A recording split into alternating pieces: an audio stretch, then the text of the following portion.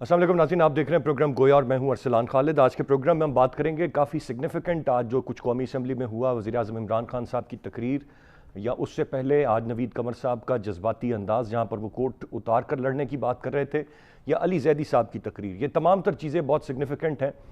एक तो सबसे पहले मोस्ट इंपॉर्टेंटली जो आज बात हुई वो कल कराची स्टॉक एक्सचेंज, जो कराची में पाकिस्तान स्टॉक एक्सचेंज है, उस पर जो कल दहशतगर्दों का हमला हुआ था, उसके हवाले से बड़ा दो टोक और वाज़े मौक़िफ़ जो वज़ीर-ए-आज़म इमरान खान साहब ने अपनाया, जिसमें उन्होंने ये कहा कि ये रॉ की मनसूबाबंदी है, ये भारत का एक मामला है, ये भारत ने ये कार्रवाई की है और पाकिस्तान को गैर मुस्तहकम करने की ये तमाम तर भारत की कोशिशें हैं। तो बड़ा वाज़े तौर पर इस वक्त हमने कॉल आउट किया भारत को, और जो एक तमाम तर साजिशें इस वक्त भारत कर रहा है उनको बड़े वाज़े अंदाज में बेनकाब किया गया। पहले तो काबिल तारीफ़ जो कल लॉ इन्फोर्समेंट एजेंसीज़ की कार्रवाई थी, और उसके बाद से फिर जो रियासत का एक स्टांस इस सारे मामले पर रहा है, और तमाम तर जो एलिमेंट्स हैं जिस तरह से उन्होंने बढ़ चढ़ कर बड़ा वाज़े तौर पर बोल्डली सारे मामला पर बात की है, ये बड़ा अप्रिशिएटेबल है। लेकिन उसके साथ साथ जहाँ पॉलिटिकल फ्रंट पर देखते हैं तो बहुत सारी चीज़ें बहुत सवालिया निशान पैदा करती हैं। अगर एक तरफ देखा जाए तो साबिक वज़ीर-ए-आज़म शाहिद खाकान अब्बासी साहब स्पीकर कौमी असम्बली पे जानिबदार होने का इल्ज़ाम लगा रहे हैं। उनका ये कहना कि वो बिल्कुल गवर्नमेंट के जो पॉलिटिकल पार्टी है उसके स्पीकर हैं, बल्कि पूरे कस्टोडियन ऑफ द हाउस नहीं है। या उसके साथ साथ हम देखें जो अली जैदी साहब ने तकरीर की, और वो इल्ज़ामात से भरपूर एक तकरीर ऐवान में, जिस पर फिर नवीद कमर साहब का जवाब, और उसके बाद फिर अपोजिशन का वॉकआउट आज जब इमरान खान साहब तकरीर करते हैं, क्योंकि इमरान खान साहब अपोजिशन से किसी की तकरीर नहीं सुनते अमूमन, तो इस मरतबा तमाम तर अपोजिशन ने यह फैसला किया कि वो वॉकआउट करेंगे और वो ऐवान में मौजूद नहीं होंगे। स्पीकर पर अगर जानिबदारी का इल्ज़ाम है, और वो उनकी अपनी पॉलिटिकल पार्टी के स्पीकर हैं और बाकी उनके अपने MNAs वहाँ पर बैठे हुए हैं, तो ये तो फिर वो एक पार्टी से खिताब कर रहे हैं, ना कि कौमी असम्बली का खिताब है, क्योंकि वो वज़ीर-ए-आज़म अपोजिशन जमातों के भी हैं और पूरे पाकिस्तान के भी हैं। लेकिन जो तकरीर थी इमरान खान साहब की, जिसमें वो तमाम तर बातें उन्होंने दोबारा से दोहराई कि किस तरह 10 साल में इन्होंने मुल्क को लूटा, फिर वो ये भी बता रहे हैं कि उन्हें कुर्सी की कोई परवाह नहीं है। ये पैगाम वो किसे और क्यों दे रहे हैं। वो -1 फार्मूले का भी तस्करा करते हैं जो चहमगोइयाँ यहाँ पर हम सुन रहे हैं, और उस पर भी वो कहते हैं कि अगर मैं चला भी गया, -1 होता भी है, तो बाकी कोई जो तमाम तर लोग इनमें से भी आए मेरी पार्टी में से, तो कोई आपको नहीं छोड़ेगा। इससे पहले का जो एक इशाया है जिसमें वो नाराज़ लोगों को मनाने की बात कर रहे हैं, ये तमाम तर डॉट्स अगर कनेक्ट किए जाएँ तो this speaks volume, there is a lot to it. ये डॉट्स जब कनेक्ट होते हैं तो बहुत सारी चीज़ें सामने आती हैं। आज जहाँ पर वो अपोजिशन को ये सुना रहे थे कि वो नहीं छोड़ेंगे, वहाँ पर शायद अगर कहीं पर कुछ और 2+2 चल रहा है तो उसको भी वो बड़ा वाज़े पैगाम दे रहे थे। उनका ये कहना कि मैं अपना ख़र्चा खुद बर्दाश्त करता हूँ, सिर्फ अपनी सिक्योरिटी और ट्रैवल का ख़र्चा नहीं बर्दाश्त कर सकता, वो इसीलिए कि मैं अपने आप को ये आदत ही नहीं डालना चाहता ये इक़्तिदार की, इस कुर्सी की, और मुझे कल इस इक़्तिदार से अगर अलहदा होना पड़े तो मुझे किसी किस्म का कोई मसला नहीं है। ये वो तमाम तर बातें हैं जो उनकी तकरीर में आज इमरान खान साहब ने फरमाई। ये सियासी मंजरनामे के बारे में क्या पैगाम देती हैं ये बातें हमें, मामलात किस तरह से आगे बढ़ेंगे, और ये क्यों ये नौबत पेश आ रही है उन्हें कहने की कि उन्हें अगर जाना भी पड़े या वो ना रहें, और हुकूमत की नाकामी की बातें वो कर रहे हैं। मैं चाहूँगा तफसील से इस सारे मामले पर हम बात करें, लेकिन सबसे पहले जो पाकिस्तान स्टॉक एक्सचेंज का मामला है मैं चाहूँगा उस पर हम कुछ गुफ्तगू करें और फिर हम सियासी मंजरनामे की तरफ आएँ। गेस्ट पार्टिसिपेंट्स का तारुफ कराता चलो, प्रोग्राम में हमें ज्वाइन किया ब्रिगेडियर रिटायर हारिस नवाज साहब ने, सीनियर तज्जियाकार हैं। सर बहुत शुक्रिया आपके वक्त का। नज़ीर लगारी साहब सीनियर सहाफ़ी और सीनियर तज्जियाकार हैं, हमारे साथ कराची से प्रोग्राम में मौजूद हैं, और तारिक पीरज़ादा साहब सीनियर तज्जियाकार हैं, हमें प्रोग्राम में ज्वाइन कर रहे हैं। तीनों मौजूद मेहमानों का बहुत शुक्रिया। ब्रिगेड साहब, गुफ्तगू का आगाज़ मैं आपसे करूँगा। सर, इस वक्त जो कल का हमला है, एक तो तमाम तर चीज़ें बड़ा बेहतर अंदाज में, जो रिस्पॉन्स था हमारा वो बड़ा अच्छा था।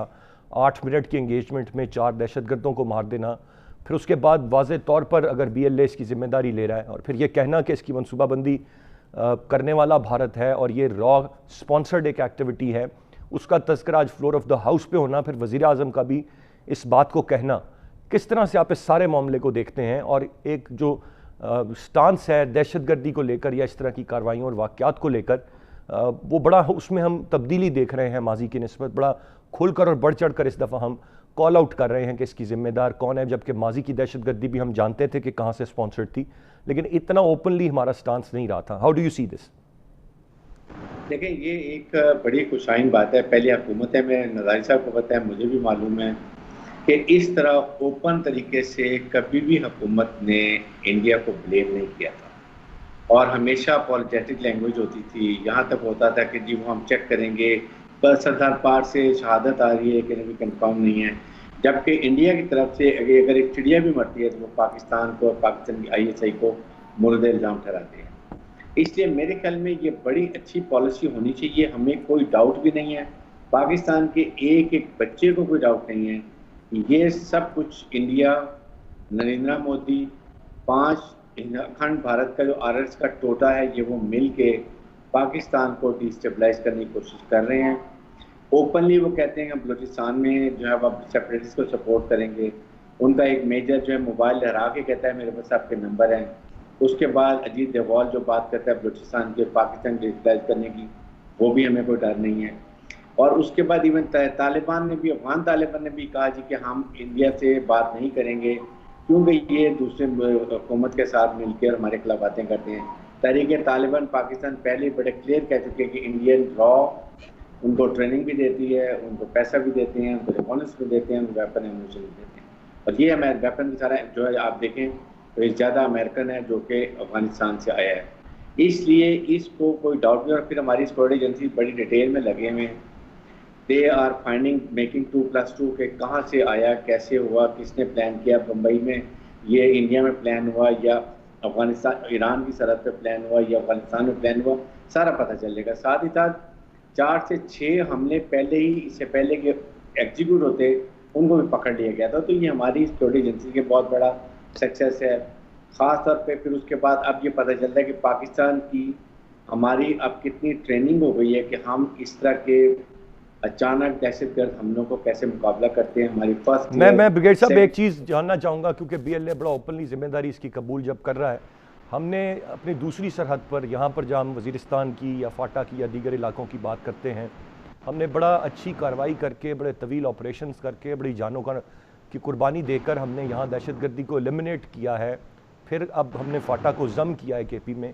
Do you think it's about time कि अब बलूचिस्तान में भी जो ऐसे एलिमेंट्स हैं उनके साथ भी अब मेरे ख्याल से बहुत बेहतर अंदाज में अब हम निपटें, और जो भी बेहतर ऑप्शंस हों उन पर गौर करें, मजीद इनको ऐसे ना छोड़ें?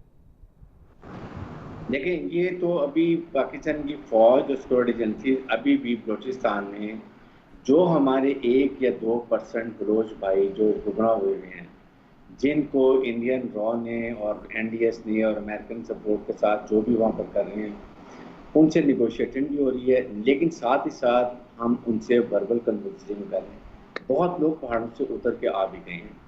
ये 1-2% भी आ जाएंगे जब और फिर जो मिसिंग पर्सन की बात होती है, आपको ये पता चला होगा कि 4 लोग वो हैं जिनके नाम मिसिंग पर्सन में शामिल है।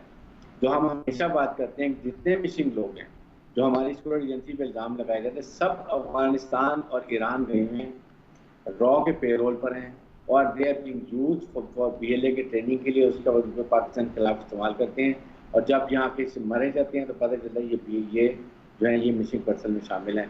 तो बिल्कुल सही, ये भी बिल्कुल सही ब्रिगेड साहब, पॉइंट टेकन। नज़ीर लगारी साहब, आपसे जानना चाहूँगा, सर आप कैसे देखते हैं, आप तो खुद कराची में मौजूद हैं, कल ये होने वाला वाक़या यकीनन जो जानों का नुकसान है वो 1 हो, 2 हो, 4 हो, हर जान बड़ी कीमती होती है, लेकिन जो जिस तरह से मैंने ब्रिगेड साहब से पूछा और उन्होंने जो उसका डिफेंस एंगल है उससे बहुत सारी चीज़ें समझा दी, आप बतौर सहाफ़ी, सीनियर सहाफ़ी, कैसे सारे मामले को देखते हैं? जो रियासत का स्टांस बदलना है और एक मुख्तलिफ अंदाज में कॉल आउट करना है कि इसके पीछे कौन है और बर वक्त करना है। पहली बात यह है कि बहुत तकलीफ दे ये सारी सूरत हाल थी, बहुत तकलीफ दे था। इतने लोगों का जानी नुकसान जो है हुआ है, जान 1 हो या 2 हो या 5 हो, जो भी हो, इंसान बहरहाल इंसान है। और दहशतगर्दी के हाथों किसी भी शख्स का मारा जाना, मैं समझता हूँ इससे ज़्यादा दहशतगर्दी की जो आखिरी मंजिल हो सकती है, यानी बर्बरियत और वहशत और बहमीनियत किस्म की जो इसको आप कह सकते हैं, ये एक सूरत हाल थी। और जिस तरह से वहाँ पर गार्ड्स ने कन्फ्रंट किया, जिस तरह से उन लोगों ने इसका मुकाबला किया और उन्होंने सीना सफर होकर इस दहशतगर्दी का मुकाबला किया और दहशतगर्दों को एलिमिनेट किया जो उस वक्त आए थे, अपनी जानों का नजराना देकर किया, ये एक बहुत बड़ा कारनामा है। उसको ट्रिब्यूट पेश किया जाना चाहिए। और वज़ीर आज़म ने भी उन्हें ट्रिब्यूट किया है और ये अच्छी बात है। और अभी जो हमने सुना है सोशल मीडिया पर आ रहा है कि एक कराची के एक ताजिर हैं, उन्होंने उनके लिए बड़ी इमदाद का भी ऐलान किया है। जो मुतासरीन हैं, जो लोग शहीद हुए हैं, जो इस सारी दहशतगर्दी का क्या भीड़ चढ़े हैं, उन तमाम लोगों के लिए अकील करीम घेनी साहब ने जो है उनके लिए कुछ इमदाद का और अच्छी खासी इमदाद का ऐलान किया है। और वो ये कह रहे हैं कि अगले 48 घंटों में उन तक ये रकम पहुंच जाएगी। ये नहीं है कि लोग रकम के लिए जान देते हैं या उनके घर वालों को वो उनके प्यारे वापस मिल जाएंगे। इंसान की ज़िंदगी की कोई कीमत ना लगा सकता है और ना हो सकती है। हम करोड़ों भी उनके घर पर जाकर पहुंचा दें तब भी उस आदमी का मुतबादिल नहीं है, चाहे वो 15,000 रुपये महीना लाने वाला शख्स था या 20,000 रुपये महीना लाने वाला शख्स था, उसका कोई मुतबादिल नहीं हो सकता है। लेकिन जिन लोगों ने आगे बढ़कर उनके लिए मदद का सोचा है वो बहुत अच्छा किया है और बहुत ही अच्छा है। दूसरी बात यह है कि इंडिया हमें स्पेस अब क्यों देगा। इंडिया तो जाहिर है एक ऐसी बदतरीन सूरत हाल से दो चार है कि अब इंडिया का मुस्तकबिल सवाए तबाही के और कुछ भी नहीं है। इंडिया ने बिलाखिर तबाह होना है और इंडिया ने डिसइंटीग्रेट होना है, इंडिया ने टुकड़े टुकड़े होना है। और मोदी ये सोचकर इंडिया की लीडरशिप बैठी थी कि हम शाइनिंग इंडिया से मार्च करेंगे टुवर्ड प्रोग्रेस इंडिया, लेकिन वो प्रोग्रेस इंडिया नहीं हो रहा है। और जो कुछ हमें दिखाया जा रहा था कि फलां मल्टीनेशनल कंपनी का सीईओ बन गया इंडियन है, फलां का चेयरमैन बन गया इंडिया है, फलां का वो जो अब इंडियन है, तो ये पता चल रहा था कि किस तरह से उनको शीशे में उतार कर बोतल में बंद करने की तैयारियां हो रही हैं। और जिस तरह से मल्टीनेशनल ने उनको अपने काम के लिए इस्तेमाल किया और इंडिया को जिस तरह से वो ले आए, ये एक अपनी जगह पर एक अहम बात है। लेकिन वो मल्टीनेशनल के लिए भी एक बड़ा काम होगा कि अगर बहुत आसानी से इस मार्केट के जो तकरीबन कोई 60-70 करोड़ अफराद की मार्केट है, अगर उसके भी टुकड़े टुकड़े कर दिए जाए तो बेनिफिट जरा अच्छा मिलेगा। अगर सरमायादारी के नुक्ता नज़र से भी देखा जाए और अगर इन्वेस्टमेंट के नुक्ता नज़र से भी देखा जाए तो वो ये चाहेंगे कि इंडिया के टुकड़े टुकड़े हो जाएं। और मोदी आए ही इसलिए है। बिल्कुल सही नज़ीर लगारी साहब, पॉइंट टेकन सर। जी ब्रिगेड साहब, मैं जानना ये चाहूँगा कि अब इस पर पाकिस्तान ने एक तो ये स्टांस ले लिया, फिर जो इस वक्त जितनी जगहसाई भारत की हो रही है, जितनी शर्मिंदगी उसको है जो कुछ चीन ने उसके साथ किया, उसमें कल की जो एक डेस्परेटिव मूव थी उसमें बहुत सारी एप्लीकेशंस को इंडिया बैन कर रहा है, ब्लॉक कर रहा है, जो चाइना की एप्लीकेशंस हैं, और इससे ज़्यादा शायद वो कुछ कर नहीं सकते। और फिर इस तरह की कार्रवाई क्या मुतवक्की है कि आने वाले दिनों में पाकिस्तान के साथ इस तरह के कुछ हमले या बॉर्डर पर कुछ ज़्यादा एस्केलेशन, ये तमाम तर चीज़ों के चांसेस आप किस हद तक देख रहे हैं? इंडिया के अंदर जो कुछ हालात हैं इस वक्त, चाहे वो कोरोना वायरस के हों, इकोनॉमी के हों, या उसके बाद जो माइनॉरिटीज़ के साथ जो वो कर रहा है, या कश्मीर में जो कुछ हो रहा है, इंडियन गवर्नमेंट और ये जो एक हिंदुत्व का जो एक टोला है, ये they lost credibility in the eyes of people of India. अब उनके अटेंशन डाइवर्ट करने पास इनके पास क्या ऑप्शन है? They have nothing but to only create tension along the line of control और create destabilisation process in Pakistan, और कोई मिस एडवेंचर करें सरहदों पर, जो कि प्राइम मिनिस्टर पाकिस्तान ने बड़ा क्लियर बता भी दिया है। ये हैं जो ये कर सकते हैं। मेरे ख्याल में पूरी कोशिश करेंगे कि और इस तरह के हमले हों। आपने पहले देखा है कि रेंजर्स के ऊपर काफ़ी हुए हैं। हमारी इंटेलिजेंसी को खबर है, वो पहले ही इनकी नेट ब्रेक कर रही है, इनके स्लीपर सेल को पकड़ रहे हैं, इनकी कम्युनिकेशन तबाह कर रहे हैं, कि जो सहूलतकार हैं उनको पकड़ा जा रहा है, ताकि ये हर हालत में जब भी इस तरह का ऑपरेशन होता है, सहूलतकार लोकल होते हैं जो इनको ठहराते हैं, गिरफ्तार की रिकॉनेसेंस कराते हैं और उसके बाद इनको मदद भी देते हैं। तो वो तो जो काम होता रहेगा। और अब इंडिया को ये पता चल गया, दुनिया को एक मैसेज चल गया कि अब पाकिस्तान में इस तरह के हमले करना तकरीबन नामुमकिन हो जाएगा, क्योंकि हमारी कौम तैयार है, हमारे फर्स्ट लाइन गार्ड्स तैयार हैं, हमारी पुलिस तैयार है, हमारे रेंजर्स तैयार है, फौज तो हम वक्त तैयार रहती है। ये बड़ा अच्छा मैसेज गया। जो उनकी कोशिश थी एक हमारी मॉइस्ट्री हब को स्टॉक एक्सचेंज पे जिस तरीके से उन्होंने हमला किया, उसको वो यरगमाल बनाना चाहते थे, दुनिया को बताना चाहते थे, सब में फेल हो गए हैं। और लेकिन साथ हमारी बड़ी जिम्मेदारी है, ये तो हम एक्सपेक्ट कर रहे हैं और हमें करेंगे इस नरेंद्र मोदी जो गुजरात के मुसलमानों का कसाई है, इससे कुछ भी, ये एंटी मुसलमान है और एंटी पाकिस्तान है और नहायत ही कनिंग और मक्कार है। जिस तरीके से इसने अपने असम्बली में 45 सेकंड की कि हम शांति चाहते हैं, हम शायद अमन चाहते हैं। तुम शांति चाहते हो, अमन चाहते हो, टेररिज्म पाकिस्तान में करते हो, लाइन ऑफ कंट्रोल पे हरकत फायर करते हो, उधर भूटान भी तुम्हारे से नाराज है, आसाम भी नाराज है, फिर उसके बाद आपके सामने नेपाल आपका कितना नाराज है, चाइना ने इनके साथ जो कुट लगाई है वो सबको मालूम है। तो ये इसके हेजमोनिक डिज़ाइन है और ये प्रॉक्सी का काम कर रहा है अमेरिका का, चाहे वो आपके कश्मीर हो या सीपैक हो या लद्दाख हो और या साउथ चाइना सी हो, हर जगह पर इसकी कोशिश अब इसको मार पड़ रही है। इनको अब समझ नहीं आ रहा क्या करें, इसलिए ये और हो सकता है फ्लैग ऑपरेशन भी करें। आपके सामने 6 महीने में 8 से 9 कॉप्टर जो है वो हमने गिराए हैं इनके। What is there purpose? ये पाकिस्तान को प्रोवोक कर रहे हैं, प्रोवोक करना चाहते हैं ताकि पाकिस्तान कोई हेस्टी स्टेप ले ले और उसको ग्राउंड बना के ये कोई ऑपरेशन करे, दुनिया को बताएं देखें जी पाकिस्तान ने किया था। हमारी हुकूमत बहुत स्टेबल, बैलेंस्ड अमन का पैगाम दे रही है, लेकिन साथ ही साथ वो ये भी कह रहे हैं कि इस अमन के पैगाम को आप हमारी कमजोरी मत समझें। 27 फरवरी याद रखें, हमेशा दिमाग में याद रखना जब भी ऐसी बात होगी।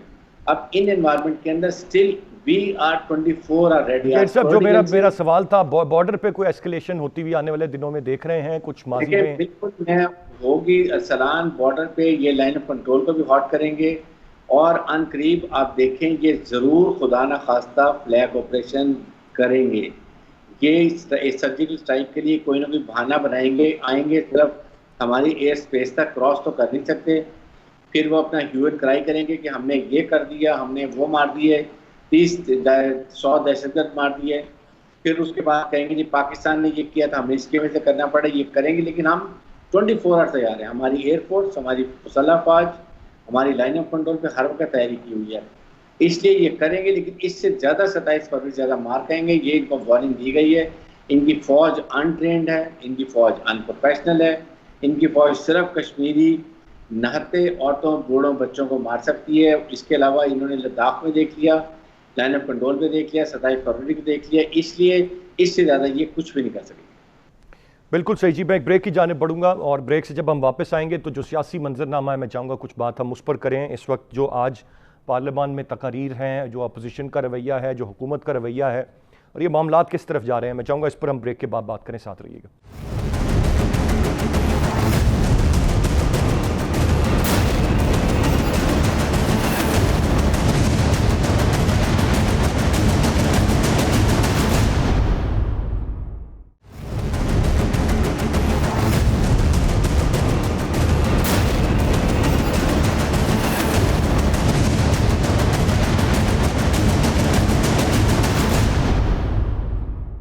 जी वेलकम बैक। बात करेंगे इस वक्त जो आज पार्लियामान में जो कुछ हुआ, इमरान खान साहब की तकरीर है या नवीद कमर साहब का जज्बाती होना है, अली जैदी साहब की तकरीर है, ये तमाम तर मामलात हैं। नज़ीर लगारी साहब, मैं आपसे जानना चाहूँगा, सबसे पहले तो जो बहुत इंपॉर्टेंट है वो इमरान खान साहब की वज़ीर आज़म है। आज अपोजिशन की जो कुर्सियाँ हैं वो बिल्कुल खाली थे, बेंचेस, और वो अपने लोगों से खिताब कर रहे थे और शाहिद खाकान अब्बासी साहब वैसे ही स्पीकर साहब के जानिबदार होने की बात करते हैं। एक बड़ा एक डिफरेंट सा एक इम्प्रेशन हमें मिला कि इमरान खान साहब सिर्फ अपनी ही पार्टी के लोगों से खिताब कर रहे हैं। वो चाहे फिर एशाइये पे उन्होंने कर लिया था अपने तहादियों या पार्टी के लोगों के साथ, फिर पार्लियामान में आके कर दिया, कोई ख़ास ज़्यादा फ़र्क हमें नज़र नहीं आया। कैसे देखते हैं आप इसे?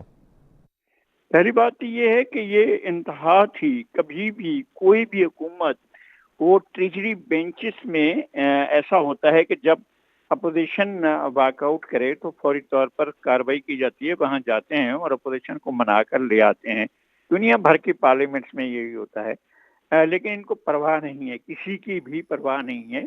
ये ईगो के मारे हुए लोग हैं, खुद पसंद हैं, अनापरस्त हैं और इनको पाकिस्तान का इंटरेस्ट तो किसी सूरत में भी अजीज नहीं है। दावे बुलंद बांग करते हैं। मैंने पूरी तकरीर सुनी, बड़ी लच्छेदार तकरीर थी, बड़ी उसके अंदर दावे भी किए गए और अपनी नाकामियों का एतराफ़ भी किया गया। इस तरह से खुले तौर पर कोई अपनी नाकामियों का एतराफ़ नहीं करता जिस तरह से ये कर रहे थे और उनको डिफेंड भी कर रहे थे। ये बड़ा कमाल था इनका। ये इनकी एक खूबसूरती है कि अपनी नाकामियों का जिक्र भी कामयाबियों की तरह करते हैं।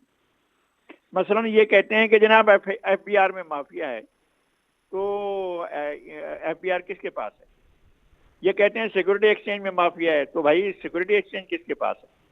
ये कहते हैं इदारों में माफिया है, तो भाई इदारे किनके पास हैं? You are the chief executive of the state, आप किसको सुना रहे हैं ये सारी बातें?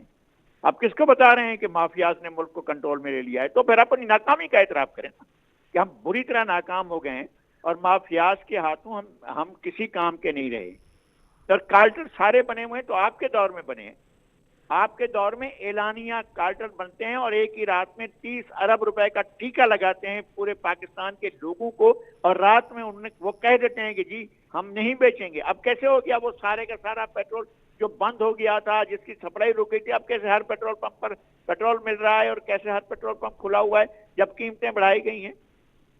अब भी दुनिया के एतबार से बहुत अच्छा, लेकिन नज़ीर लगारी साहब ये तो एक बात हुई ना। दूसरी जानिब जो इमरान खान साहब अपनी ये कामयाबी गिनवा रहे हैं कि चीनी माफिया के हाथों हर कोई मजबूर था, परवेज़ मुशर्रफ भी वो रिपोर्टें पब्लिक नहीं कर सके, लेकिन इमरान खान साहब ने कहा कि मैंने किसी की परवाह किए बगैर वो की। फिर वो PIA को भी उसमें बैठे हुए भी एक माफिया का जिक्र करते हैं, उन्होंने कहा कि वो भी हमने रिपोर्ट्स पब्लिक की जो हादसे हुए कि वो किस तरह हुए। तो ये वो चीज़ें नहीं है जिनका क्रेडिट लगारी साहब देना चाहिए खान साहब को? खड़ा होकर डांस कर रहा हूँ, तालियां बजा रहा हूँ, जरा जोर से तालियां बजा रहा हूँ और मेरे हाथ टूट रहे हैं तालियां बजाने से। क्या कमाल किया है इनने। शुगर माफिया कौन है? You are the sugar mafia, आप हैं शुगर माफिया। जनाबे वजीर आजम, आपके दाएं बाएं आगे पीछे बैठे हुए लोग हैं। आप हमें बताकर क्या बताना चाहते हैं कि ये जो मेरे पास बैठे हुए ये शुगर माफिया और मैं इनको हाथ नहीं लगाता हूँ, कुछ भी नहीं करता, इनको कुछ भी नहीं कहूंगा। आप बड़ा ये बताकर हम पर एहसान कर रहे हैं कि आपने शुगर माफिया के बारे में रिपोर्ट दे दी, आपने जहांगीर तरीन को भेज दिया, आपने खुसरो बख्तियार को बगल में बिठा रखा है, आपने अपने शुगर के जो माफिया के जो बरगुज़ीदा लोग हैं उनको अपनी पनाह में लिया हुआ है।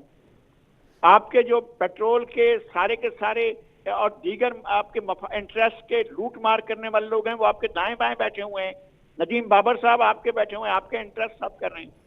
और अब ये ढगोसला नहीं चलेगा कि जनाब खुद तो बहुत ईमानदार हैं मगर आस पास के लोग ठीक नहीं है, और खुद भी इसी रंग में रंगे हुए हैं। अपना बताएं तो सही, बताएं अपना टैक्स गोशवारा बताएं लोगों को, जो आपकी आमदनी है, जो आपके अखराजात हैं, जो आपके मकानात हैं, जो आपकी बिल्डिंग्स हैं और पूरे मुल्क में जो आपके असासे हैं, जाहिर करें सारे कौम के सामने, बताएं कि इतना टैक्स देते हैं आपको मुल्क को। बिल्कुल सही सर, ये इंपॉर्टेंट पॉइंट्स हैं जो आपने हाईलाइट किए। मैं तारिक फिजाद साहब की जानिब बढ़ूंगा। तारिक फिजाद साहब, सर आपकी क्या राय होगी? आज तकरीर आपको यकीनन सुनने का इत्तफाक हुआ होगा जो उन्होंने की, जिसपे एक तरफ वो ये इंप्रेशन भी दे रहे हैं कि उन्हें कुर्सी छोड़नी पड़े तो कोई मसला नहीं है, वो तैयार हैं इसके लिए, वो अपना खर्चा भी खुद करते हैं।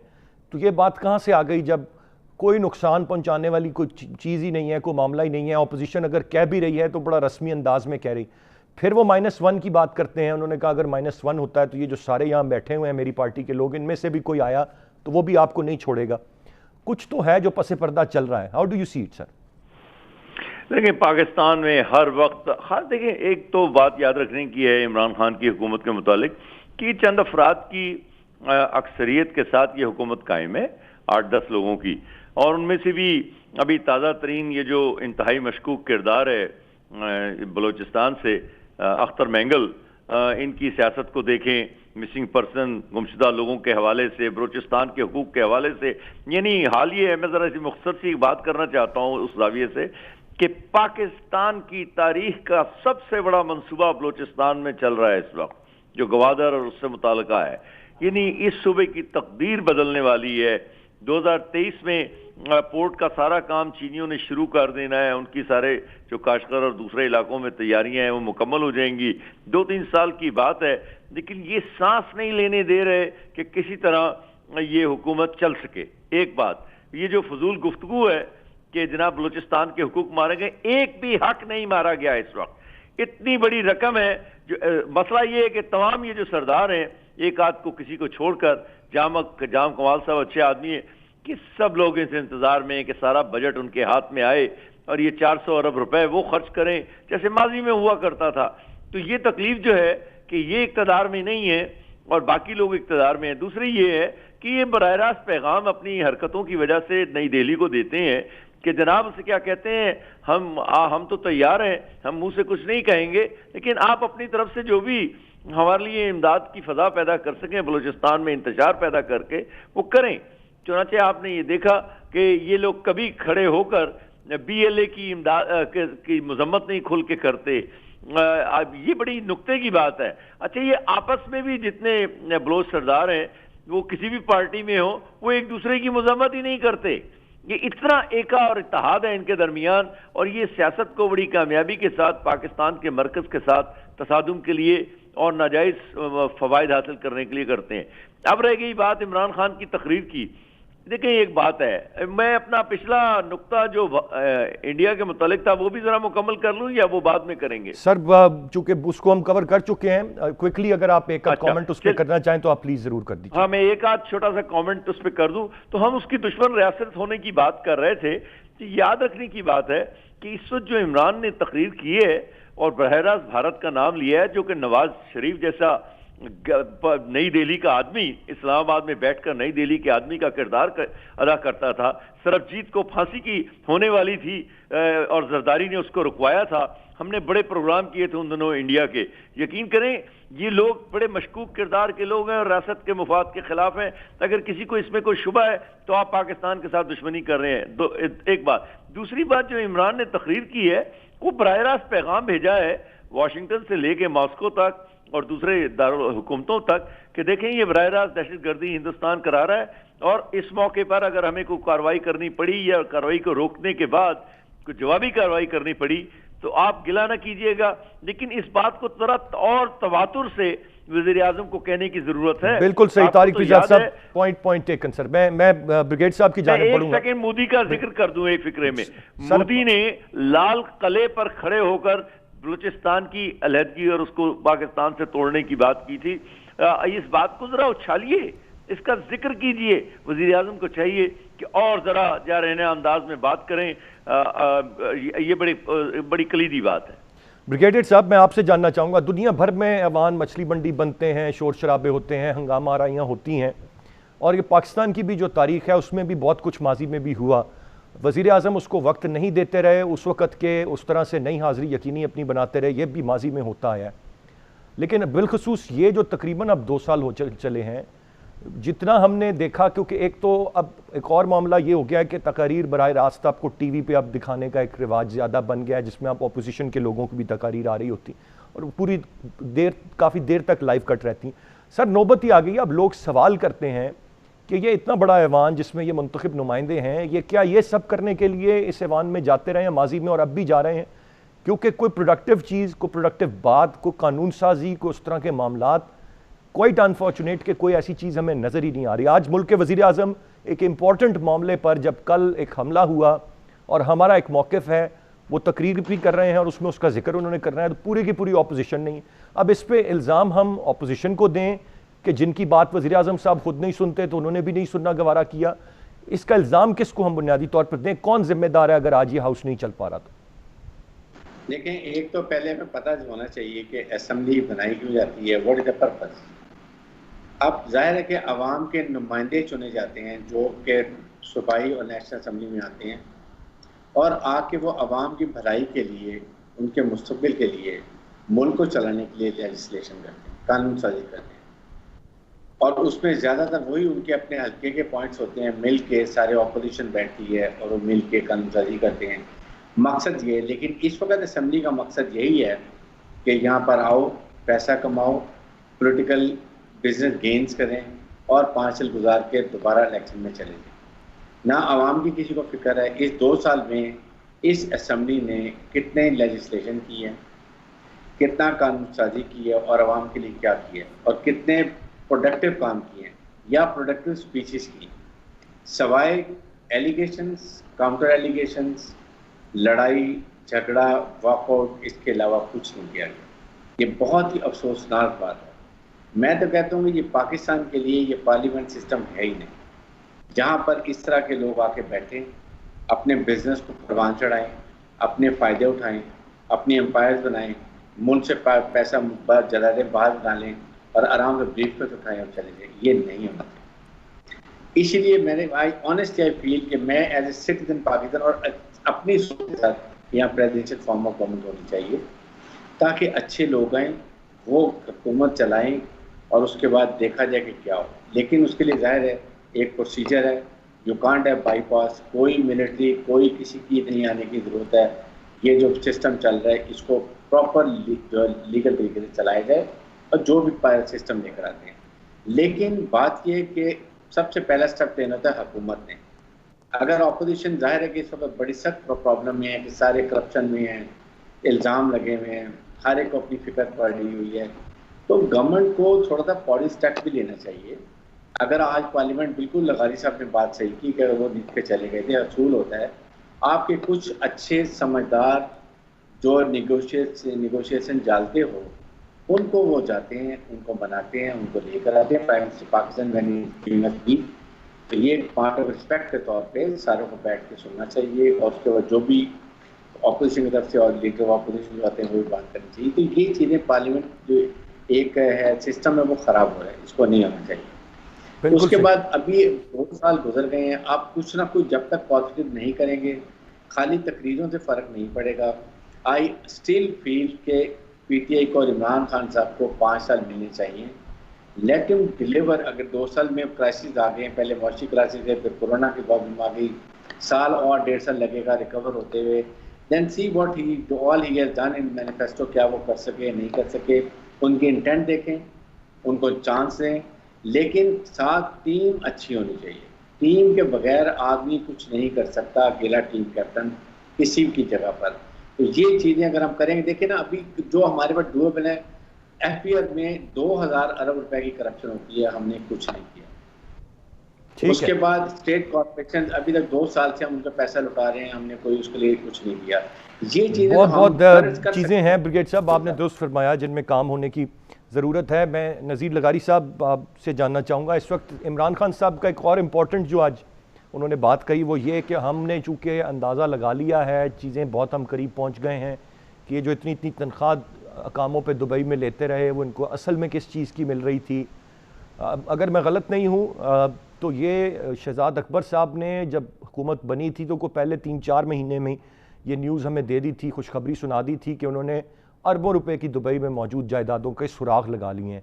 उसके बाद से वो दिन और आज का दिन ना कोई पैसा वापस खजाने में आया, ना पता लगा वो किन की जायदादें थीं।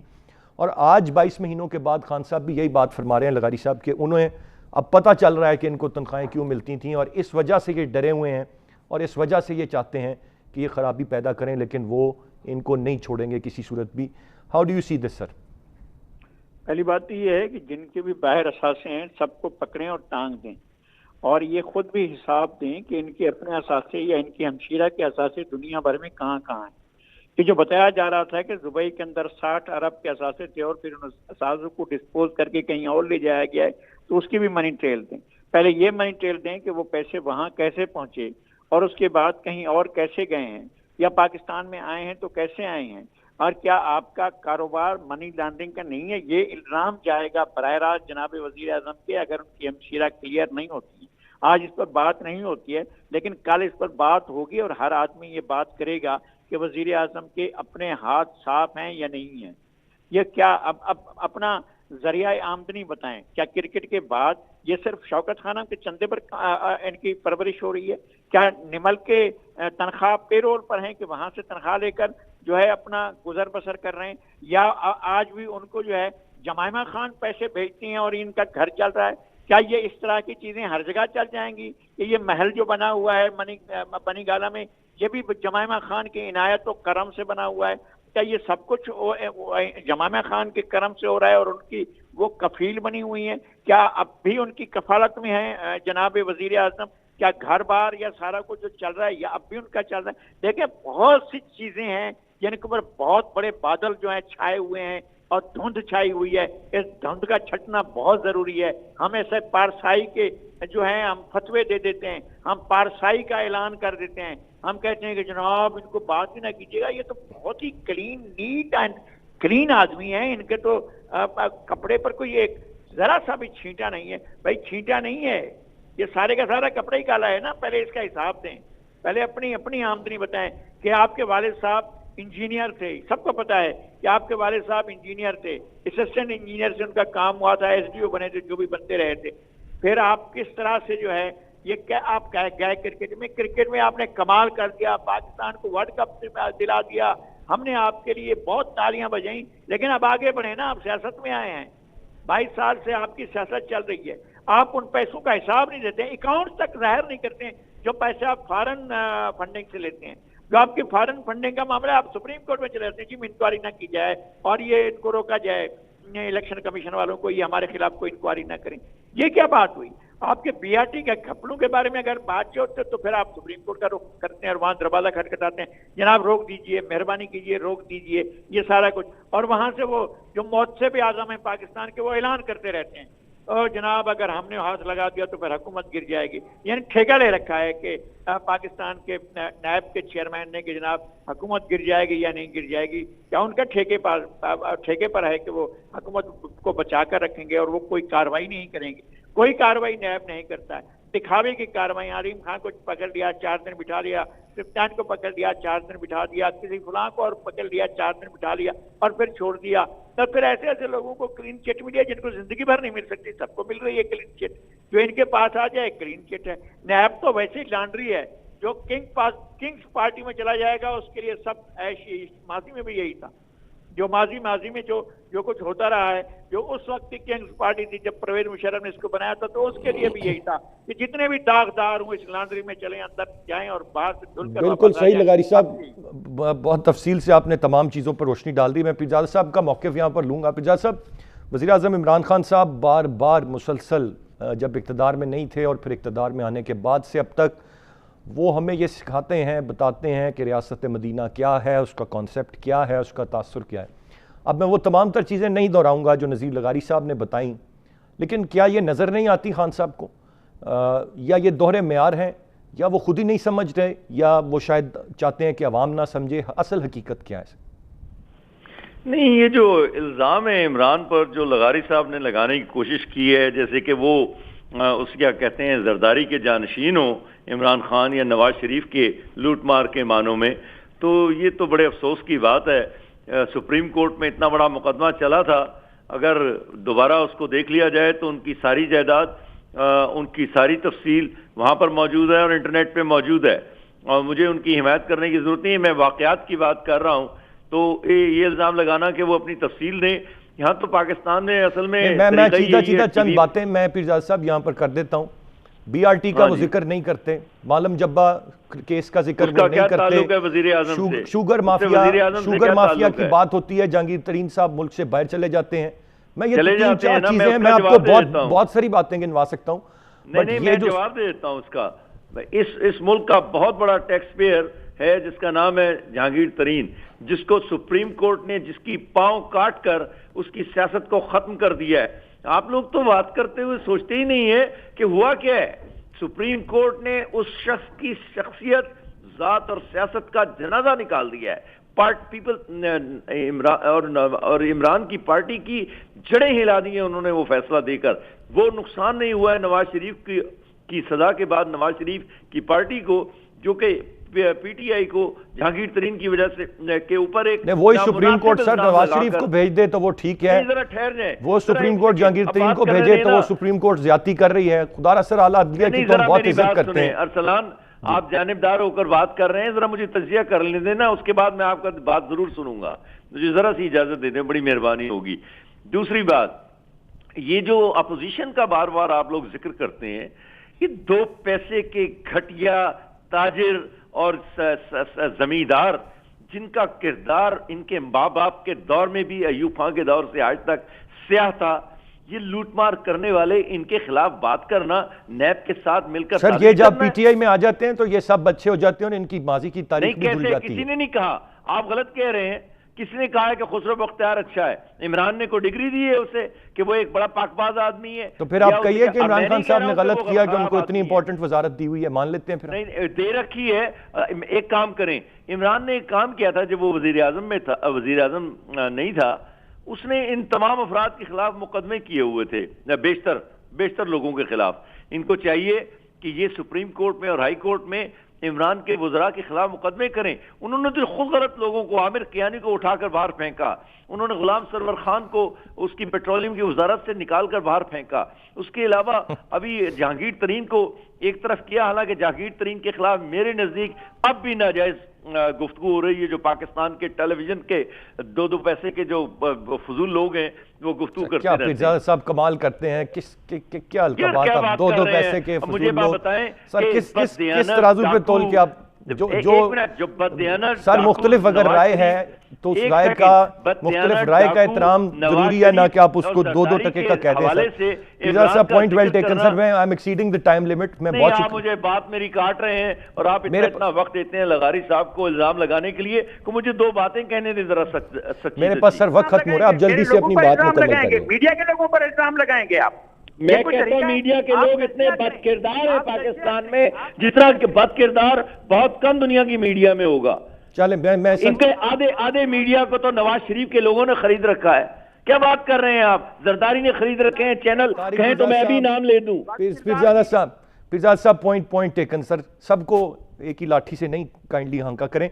बहुत शुक्रिया अदा करना चाहूंगा मैं तीनों मौजूद मेहमानों का। नाज़रीन, गुफ्तगू आपने सुनी, गिले शिकवे सवाल जवाब इस हुकूमत से यकीनन बहुत से हैं और उनके जवाबात भी यकीनन बहुत सारी जगहों पर हमें नहीं मिल पाते, लेकिन उम्मीद करते हैं कि जिस तरह इमरान खान साहब डिटर्मिन्ड हैं, वो कहते हैं जब 5 साल मुकम्मल हों तो तब कम से कम हम ये कहने की पोजीशन में हों कि वो मुल्क को अंधेरों से निकाल कर उजाले की तरफ ले आएँ। Let's hope that. जी आज के प्रोग्राम से इतने ही। अरसलान खालिद को इजाज़त दीजिए, अल्लाह ने के बाद।